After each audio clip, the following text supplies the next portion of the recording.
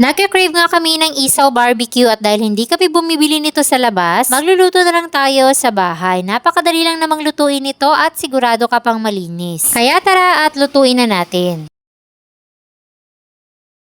Meron tayo ditong 1 kilong isaw ng manok. Hilaw pa itong binili ko dahil gusto ko ako mismo yung maglilinis.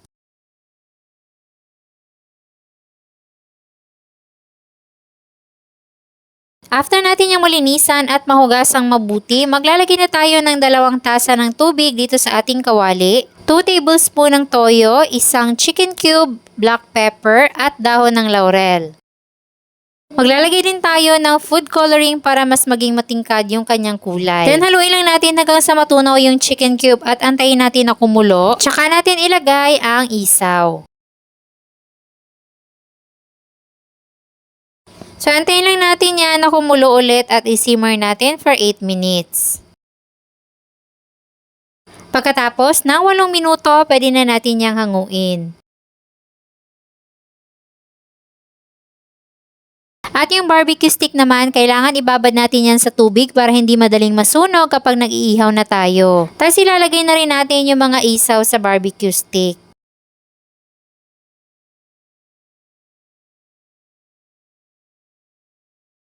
So, sa 1 kilo ng isaw, napakadami nating magagawa. Set aside lang muna natin yan at gagawin naman natin yung ating barbecue sauce. Kailangan natin ng 1 cup ng banana ketchup, 1/2 cup ng brown sugar, 2 tablespoon ng toyo, 2 tablespoon ng suka, minced garlic, black pepper, at 1/2 cup ng tubig. Then, haluin lang natin yung mabuti at antayin natin na kumulo.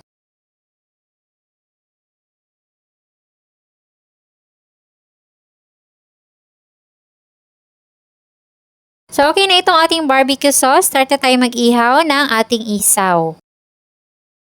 Papahiran na natin to ng ating ginawang barbecue sauce. Bago natin to baliktarin and then papahiran natin ulit pagkabaliktad.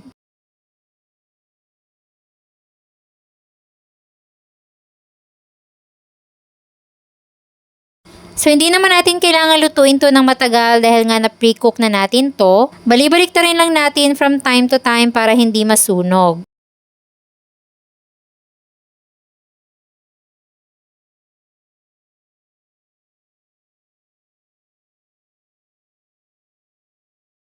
Malalaman nyo naman kapag luto na dahil ganito na yung kanyang itsura.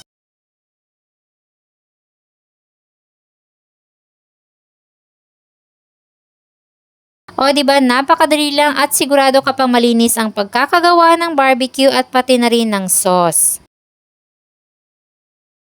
So meron tayo ditong sukang sawsawa na perfect din ka-partner ng ating barbecue. At meron din tayong itinabi na homemade sauce kanina para sa mga gustong maglagay ng extra sauce. Alam po natakam ka rin sa ating barbecue kaya kung gusto mo ring magluto nito, meron tayong kompletong listahan ng mga sangkap dyan sa baba. At sana'y nagustuhan nyo ang ating recipe for today. Enjoy!